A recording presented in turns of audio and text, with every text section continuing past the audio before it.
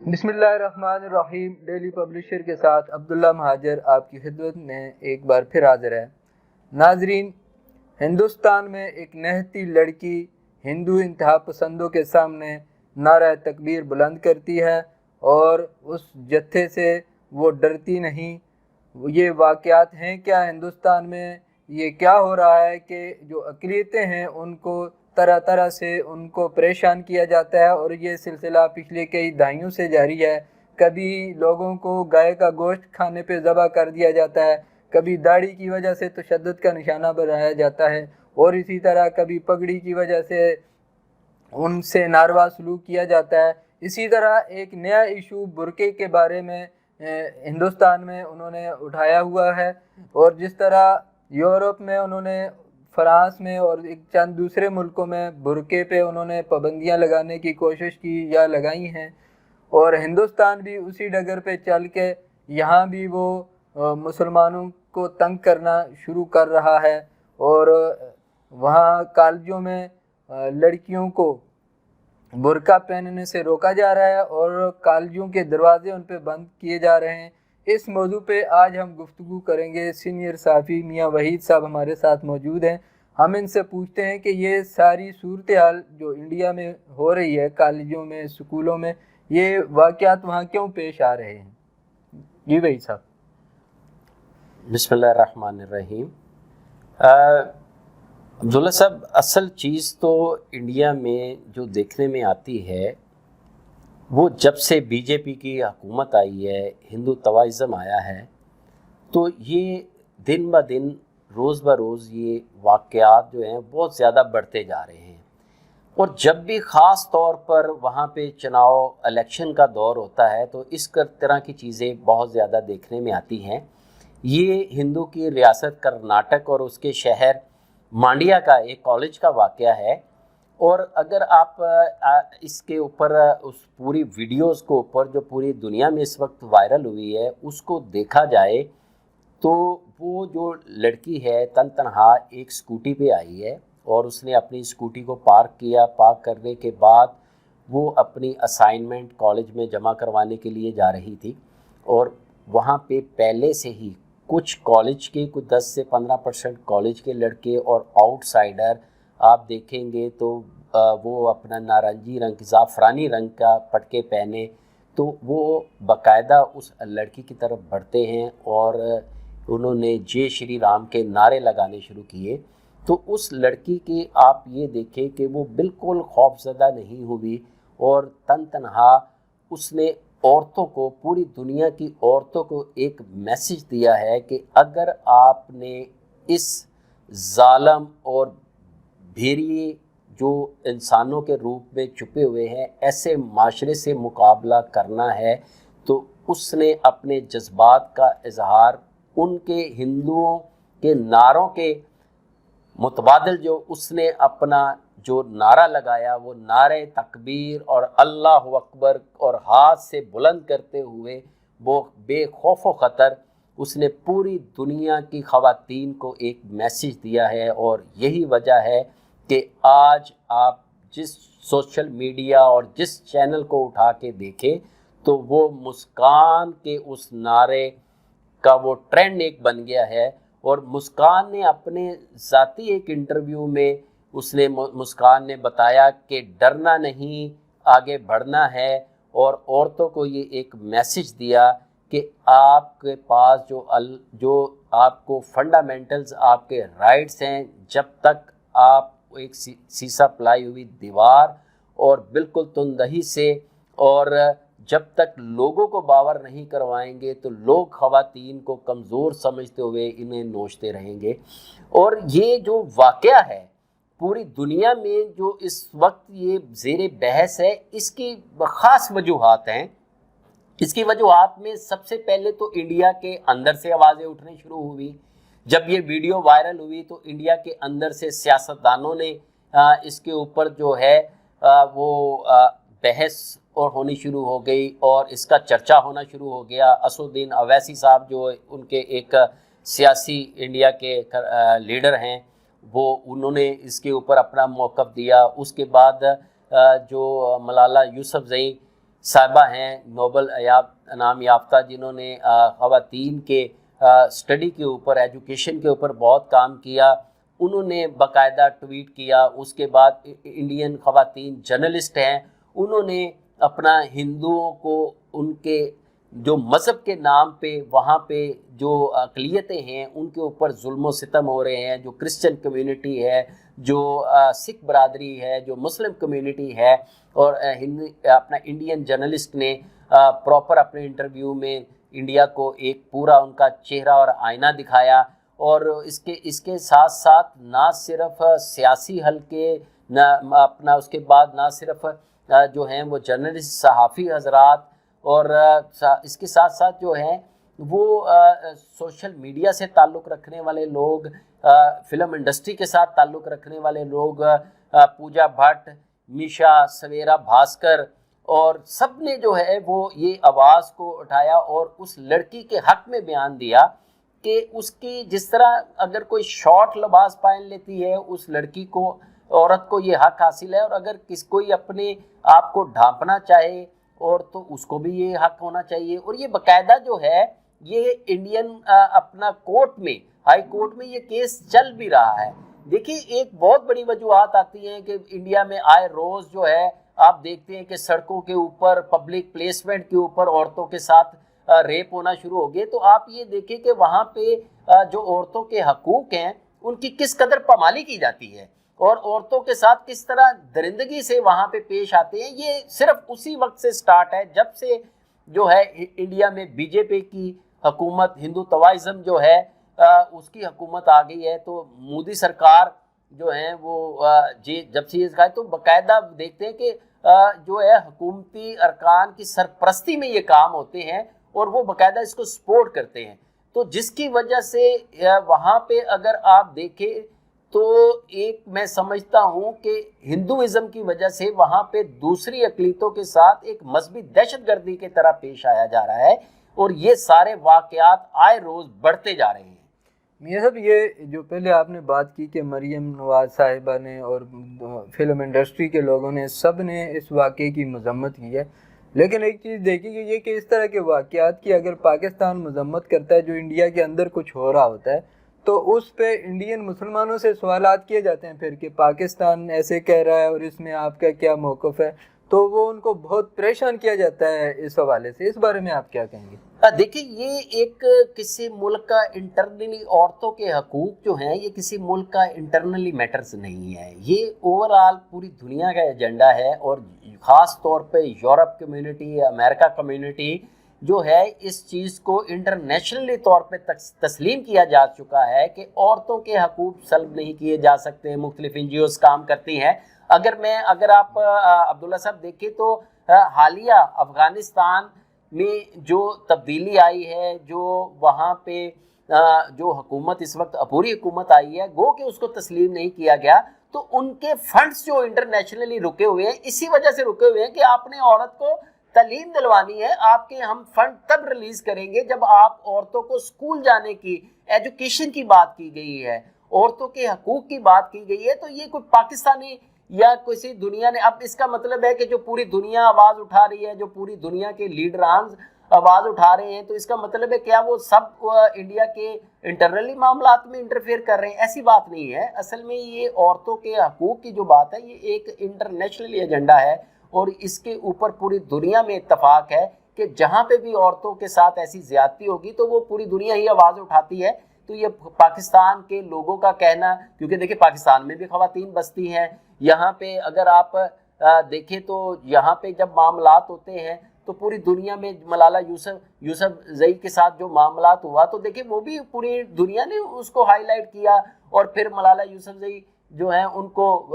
Nobel انعام سے بھی نوازا گیا. کس لیے نوازا گیا؟ اس لیے نوازا گیا کہ انہوں نے عورتوں کی ایجوکیشن کی بات کی. تو میں سمجھتا ہوں کہ جو مسکان خان نے وہاں پہ انڈیا میں کام کیا ہے اور عورتوں کے حقوق کے لیے بات کی ہے، عورتوں کی تعلیم کے لیے بات کی ہے، تو وہ بھی کسی نوبل انعام سے ان کو بھی نوازنا ان کا حق بنتا ہے، کیونکہ انہوں نے عورتوں کو ایک ٹرینڈ دیا ہے کہ عورتیں اپنے حقوق کے لیے بات کر سکتی ہیں. اور یہ انٹرنیشنلی طور پہ جو ہے میں سمجھتا ہوں کہ باقاعدہ طور پہ مسکان خان کی حفاظت بھی کی جانی چاہیے، اور ان کو باقاعدہ طور پہ اس قسم کے جس طرح دوسری خواتین کو اعزازات سے نوازا جاتا ہے اور ان کو بھی یہ نوازا جانا چاہیے۔ لیکن یہ جیسے میں نے پہلے کہا کہ یہ بدقسمتی ہے وہاں کے مسلمانوں کی کہ ہر ان کے واقعے کو پاکستان کے ساتھ جوڑ دیا جاتا ہے۔ ہاں بالکل۔ اور جیسے ابھی مسکان کے جب انٹرویو ہو رہے ہیں تو اس میں صحافی ان سے واضح طور پہ پوچھ رہے ہیں کہ پاکستان اس مسئلے میں کود رہا ہے، بول رہا ہے، اور اس پہ آپ پاکستان کو کیا پیغام دیں گی؟ اور اس طرح کی صورتحال جب پیدا ہوتی ہے، دیکھیں دو چیزیں ہوتی ہیں، ایز اے مسلم جو ہے نا، حدیث میں بھی ہے کہ مسلمان ایک جسم کی مانند ہے، جسم کے ایک حصے میں درد ہو تو دوسرے حصے کو بھی تکلیف ہوتی ہے، اور اس میں کوئی شک نہیں ہے کہ وہاں کسی کو کوئی پریشانی ہوتی ہے تو ہمیں تکلیف ہوتی ہے، یہاں پہ ہمیں کچھ ہو تو انڈین مسلمانوں کو ہوتی ہے۔ لیکن وہاں میڈیا کے سامنے اس طرح کے سوال بنا کے ان سے پوچھنا اور کنفیوز کرنا کہ وہ کیا کہیں کیا نہ کہیں، عجیب صورتحال کا ان کو سامنا کرنا پڑتا ہے۔ اصل میں دیکھیے کچھ میں اپنا عبداللہ صاحب یہاں پہ بھی ایک بات کلیئر کروں کہ جب میڈیا پہ کوئی بات آ جاتی ہے، سوشل میڈیا کے اوپر بات آ جاتی ہے، تو کچھ گورنمنٹ پالیسیز بھی ہوتی ہیں۔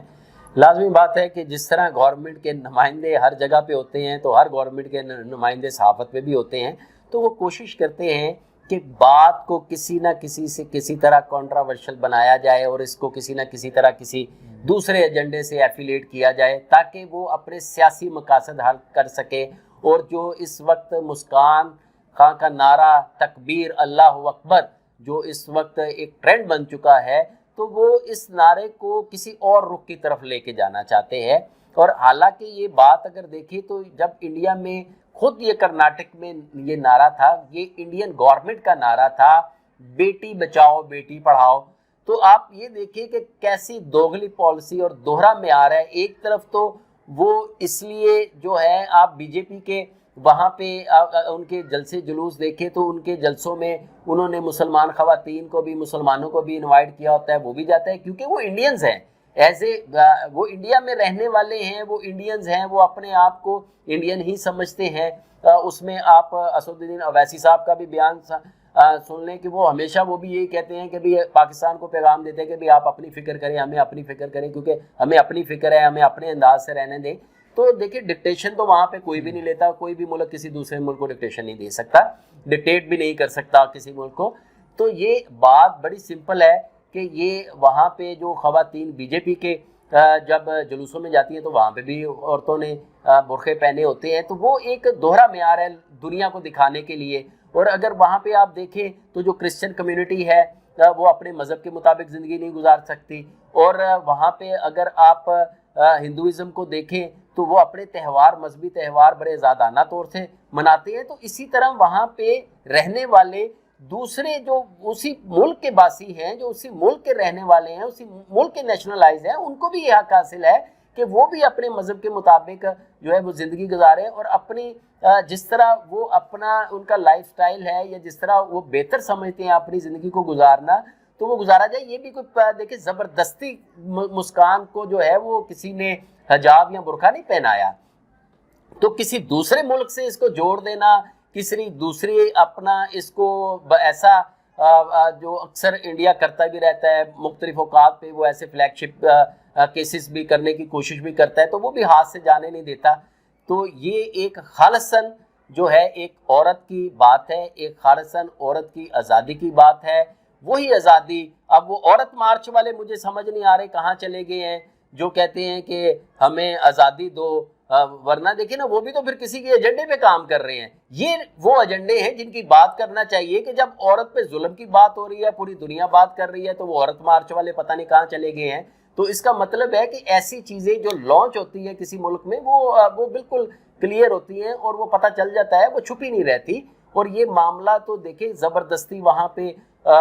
لوگوں کو مذہب چینج کروانا، ان کو ہندوازم میں جانا، گائے کے اوپر کاٹ دینا، ایک باڈی بلڈر کو جو ہے بہت ہی فیمس باڈی بلڈر تھا، اس کو مسلمان ہونے کی وجہ سے کاٹ دیا گیا۔ تو یہاں پہ ہم کسی مذہب کی بات نہیں کر رہے، یہاں پہ ہم انسانیت کی بات کر رہے ہیں، عورتوں کے فنڈامنٹل رائٹس کی بات کر رہے ہیں، اور اس کو کسی مذہبی طور پہ کسی طریقے سے جوڑنا اور اس کو کسی ملک سے جوڑنا تو یہ بالکل جو ہے وہ میں کہوں گا کہ انڈین کی وہ دوگلی پالیسی ہے جو ہمیشہ کرتا ہے. میرا تو یہ تقاضا ہے انٹرنیشنل این جی او سے اور مغربی یورپی یونین سے، امریکہ سے، اقوام متحدہ سے، کہ ان کو یہ نوٹس لینا چاہیے جو انڈیا میں اس وقت اقلیتوں کے ساتھ ظلم و ستم ہو رہے ہیں، وہاں پہ ان کو یہ نوٹس لینا چاہیے. اور انڈیا کو بھی جس طرح دوسرے ممالک پہ پابندی لگاتی ہے تو انڈیا پہ کیوں نہیں پابندی لگ سکتی؟ بھائی صاحب دیکھیں، یہ بات جو ہے نا، جو انڈیا میں اقلیتوں کے ساتھ ہو رہا ہے اور آئے دن یہ واقعات بڑھتے جا رہے ہیں، اور دنیا جیسے آپ نے کہا کہ صرف ایک مذمت کر دیتی ہے یا ان کو کہتی ہے جی ان کو انسانی حقوق دو، اس سے آگے وہ انڈیا کو کچھ کہنے کے لیے تیار نہیں ہوتے. جیسے آپ نے کہا کہ پابندیاں لگاتے ہیں افغانستان پہ، پاکستان پہ، ایران پہ، جتنے بھی اسلامی ملک ہیں یا جو غریب اور پسماندہ ملک ہیں ان پہ پابندیاں لگا دیتے ہیں. لیکن انڈیا کو کچھ نہ کہنے کی وجہ کیا ہے؟ آخر کشمیر کا مسئلہ ہے، وہاں دیکھیں لاکھوں لوگوں کو قتل کر دیا، اور انٹرنیشنل جو لابی ہے، اسٹیبلشمنٹ ہے، اس کے کان پہ جوں تک نہیں رینگتی. کسی کو کوئی مسئلہ نہیں ہے، بس ایک آدھ بیان دے کے وہ خاموش ہو جاتے ہیں. اس سے آگے دنیا کیوں نہیں جاتی انڈیا کے خلاف؟ یہ مفادات کی جنگ ہے جی، یہ بالکل مفادات کی جنگ ہے. یہ دورہ معیار ہے، چاہے اس میں امریکہ ہے، یورپی یونین ہے، یہ انڈیا ہے، یہ ایک لابی ہے. اور یہ لابی ایسی لابی ہے کہ یہ صرف مفادات کی جنگ ہے، اور انہوں نے اپنی لابی کے لیے ایک سرکل کھینچا ہوا ہے. ان میں ان کو ہر وہ شخص قابل قبول ہے، ہر وہ ریاست قابل قبول ہے جو صرف اینٹی مسلم ہے. اس بات میں کوئی دو رائے نہیں ہے، کیونکہ یہ اپنے عملی طور پہ اپنے اقتدامات سے ثابت ہوتا ہے، پوری دنیا کے سامنے ہے. کشمیر کے ساتھ جو عورتوں کے ساتھ ظلم ہو رہا ہے یہاں پہ، تو دیکھیں کہ یہ افغانستان میں جو جنگ ہوئی، 40 سال جنگ ہوئی، کس چیز کی جنگ تھی؟ یہی جنگ تھی کہ ان کو دنیا کا اس سے خطرہ ہے. اگر آپ یہ دیکھیں کہ ان کی ایران کے اوپر پابندیاں ہیں، تو ایران کے اوپر پابندیوں کی کیا وجہ؟ جی دنیا کو خطرہ ہے. اگر شمالی کوریا کے اوپر پابندیاں، کیا جی دنیا کو خطرہ ہے. سوڈان کے ساتھ ہے، یمن کے ساتھ ہے، شام کے ساتھ ہے، فلسطین کے ساتھ ہے، کیا جی دنیا کو خطرہ ہے. تو جن سے پوری دنیا کو خطرہ ہے، تو یہ اپنا دنیا کو، لوگوں کو سوچنا پڑے گا، یہ سربراہان کو سوچنا پڑے گا. یہ سربراہان کی، یہ لیڈران کی ذمہ داری بنتی ہے کہ جس طرح دیکھیں عمران خان صاحب کا میں یہاں پہ ذکر ضرور کروں گا کہ انہوں نے اسلامو فوبیا کے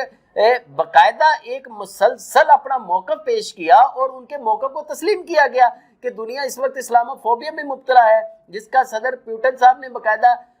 اپنا جو ہے اپنے پیغام میں بھی کہا کہ کسی کی مذہبی طور پر کسی کے جو ہے وہ بے حرمتی کرنا یہ آزادی رائے یا آزادی حق نہیں ہے. اسی طرح حجاب کی بات ہے، تو اگر یہ آزادی رائے یا آزادی حق نہیں ہے کہ وہاں پہ باقاعدہ ہندو جو ہیں وہ اپنا ٹولوں کی صورت میں اور ماتھے پہ تلک لگائے اور جو نارنجی رنگ کے جو ہے وہ زعفرانی رنگ کے سکارف پہنے اور خود سے جو ہے وہ عورتوں کے چہروں سے نقاب اتارتے ہیں، تو یہ کون سا مثلا انٹرنیشنلی جو ہے یہ میسج دنیا کو دے رہے ہیں؟ تو لوگ سمجھ رہے ہیں صرف یہ مفادات کی جنگ ہے. اور جس طریقے سے جو ہے یہ معاشرے میں چینج آتا جا رہا ہے، یہ ان بلاک کو خود دیکھنا پڑے گا کہ ہم وہ کیا اقتدامات کر رہے ہیں. میں کہتا ہوں کہ یہ دنیا میں بہت سارا رد عمل یورپی یونین، امریکہ اور ان سے جو ان کے ایفیلیشن فرانس، آسٹریلیا، یہ ممالک ہیں، یہ ان کی اس طرح کی پالیسیز ہیں جو اس چیزوں کو جو ہے یہ رد عمل سامنے آ رہا ہے، اور یہ ان کو دیکھنا پڑے گا. اور اگر اسی طرح انہوں نے جو ہے یہ ایک بیلنس جو ہے وہ جس کو کہتے ہیں انصاف اور انسانیت کے متضادم اگر یہ لوگ چلیں گے تو یہ چیزیں دیر پا نہیں ہیں، یہ دنیا کو تیسری جنگ عظیم کی طرف لے کے جائیں گی. بھائی صاحب آخری بات ہم کرتے ہیں کہ دیکھیں دنیا ترقی یافتہ ہو گئی ہے، خاص کر یورپ اور مغرب، اور اگر ہم اپنے اس سب کنٹیننٹ کو دیکھیں کہ ہم جہاں آج سے 70 سال پہلے تھے، ہم آج بھی وہیں کھڑے ہیں. آج سے 60 سال پہلے جن ملکوں کی اوسط آمدن $2000 تھی، آج وہ $50,000 $40,000 پلس ان کی اوسط آمدن ہوئی ہے. اور ایک ہمارا یہ بر صغیر کا خطہ ہے کہ ہم جہاں اس وقت تھے اس سے بری حالت میں گئے ہیں، کوئی اچھی کنڈیشن یہاں نہیں آئی. اس کی کیا وجہ ہے؟ اس کی وجہ یہی ہے کہ کیا اس کے پیچھے اسی طرح کے واقعات اور جد تھے، اور یہاں کوئی استحکام سیاسی اور معاشرتی استحکام نہیں ہے؟ یہ وجوہات تو نہیں ہیں. بالکل عبداللہ مہاجر صاحب، آپ نے بالکل صحیح بات پوائنٹ آؤٹ کی ہے کہ اصل جو وجوہات ہیں وہ یہی وجوہات ہیں کہ یہ جو ترقی پذیر ممالک ہوتے ہیں، یہ انٹرنیشنل لابیز جو ہوتی ہیں کہ یہ ان کو ان کے اندرونی معاملات میں اور ان کو آپس میں فرقہ واریت میں اور فسادات میں ہی یہ الجھائے رکھتے ہیں، اور کسی نہ کسی طریقے سے دیکھیں یہ اپنی مفادات کی جنگ کے لیے کبھی کسی ایک جو ہے وہ سوچ کے لوگوں کو پروموٹ کر دیا، جب وہ دیکھا کہ ان سے انہوں نے اپنے مفادات حاصل کر لیے ہیں تو پھر بقایا کے معاملات جو ہوتے ہیں پھر کسی دوسری سوچ کے لوگوں کو پروموٹ کر کے. تو ہمارے یہاں پہ بھی یہ لوگوں کو سوچنا چاہیے کہ ہم اپنے ملک کے لیے کیوں کام نہیں کرتے، ہم اپنے لوگوں کے لیے کیوں کام نہیں کرتے، ہم کیوں بین الاقوامی ایجنڈا جو ان کے مفادات کی ہم جنگ لڑتے ہیں. تو ہوتا یہی ہے جس طرح افغانستان میں جو ہے وہ 40 سالہ جنگ کے بعد ہم نے کہہ دیا کہ یہ ہماری جنگ نہیں تھی، یہ تو کسی اور کی جنگ تھی، ہم تو کسی اور کی جنگ لڑتے رہے. تو ابھی بھی یہ سوچنا پڑے گا ان لوگوں کو، ان اداروں کو، سب لوگوں کو سوچنا پڑے گا کہ ہمیں صرف اور صرف جب تک صرف اور صرف ہم اپنی عوام کی جنگ، ہمیں اپنے عوام کی معاشی حالات کی جنگ، اپنے عوام کا جو ہمارے جو اصل مسائل ہیں ان موقف کو لیتے ہوئے اپنے مشن کو، اپنے ایم کو آگے لے کے نہیں بڑھیں گے تو یہ چیزیں جو ہیں یہ اسی طرح رہے گی، اور یہ خطے اسی طرح جو ہے انہی معاملات میں الجھے رہیں گے. یہ کبھی بھی ترقی پذیر سے ترقی یافتہ ممالک میں نہیں بن سکتے، اور ان کو ہم چھوٹے چھوٹے معاملات میں یہ انٹرنیشنل جو اسٹیبلشمنٹ ہے الجھائے رکھتی ہے تاکہ یہ ہمیشہ انہی گرداب میں رہیں اور یہ اپنے پاؤں پہ کھڑے نہ ہوں. جی ناظرین، خواتین کے حقوق اور جرت کا پیغام جو مسکان خان نے ایک نعرہ سے دیا ہے اسی پر ہم اپنے پروگرام کا اختتام کرتے ہیں. نعرہ تکبیر، اللہ اکبر.